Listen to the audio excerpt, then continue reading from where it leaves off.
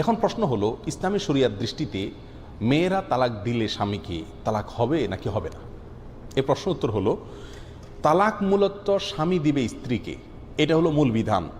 আল্লাহ সুবহানাহু ওয়া তাআলা কোরআন কারীমে বলেছেন, ইয়া আইয়ুহান নবী ইযা তাল্লাকতুমুন নিসা, হে নবী, যখন আপনি বা আপনারা পুরুষেরা যখন তালাক দিবেন মেয়েদেরকে, তাহলে বোঝা গেল মেয়েদেরকে তালাক দিবে পুরুষেরা।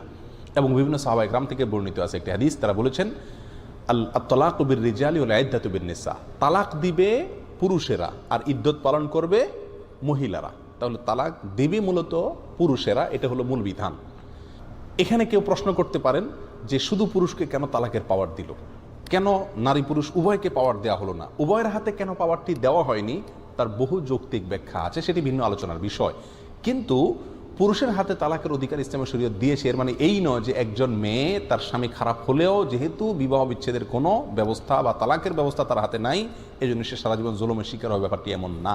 কারণ বিবাহ বিচ্ছেদের জন্য তাকে শরীয়ত খোলার ব্যবস্থা রেখেছে, তালাকের বিকল্প, আদালতে শরণাপন্ন হওয়ার ব্যবস্থা রেখেছে, এবং আরেকটি বিষয় রেখেছে যেটাকে বলা হয় তালাকের তাফউইজ।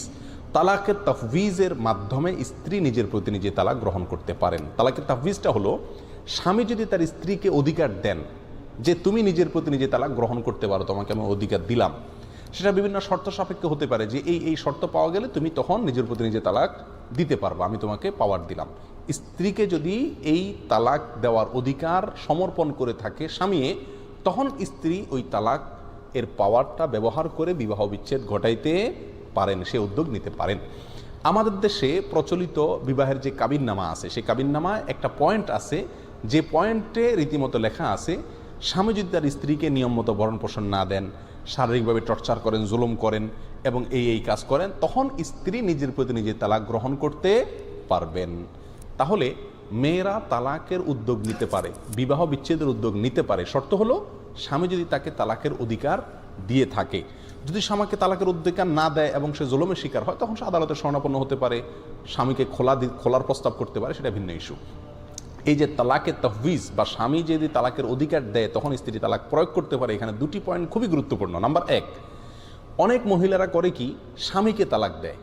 শত শত তালাকের ঘটনা এরকম ঘটে যে আমাকে যেহেতু স্বামী তালাকের অধিকার দিছে বা কাবিননামায় লেখা আছে, স্বামী সেখানে সিগনেচার করেছেন, অতএব আমি অধিকার পেয়ে গেছি, সেহেতু আমি স্বামীকে তালাক দিলাম।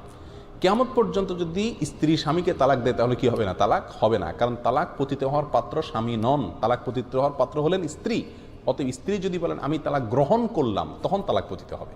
যদি স্বামীকে তালাক দিলাম বলে, তাহলে কি হবে না? তালাক হবে না। এক। নাম্বার দুই, যেই শর্তে তাকে তালাকের অধিকার দেওয়া হয়েছে সেই শর্ত পাওয়া যেতে হবে। মনে চাইলেও আর তালাক দিয়ে চলে গেলাম, ব্যাপারটা এরকম না। কাবিননামায় যে শর্ত আছে, অথবা স্বামী আপনাকে স্ত্রীকে যে শর্তে তালাকের অধিকার দিয়েছেন, সেই শর্তগুলো যদি পাওয়া যায়, তখন স্ত্রী নিজের প্রতি নিজে তালাক গ্রহণ করতে পারেন, এবং এর মাধ্যমে কি হবে? বিবাহ সম্পর্ক বিচ্ছিন্ন হয়ে যাবে।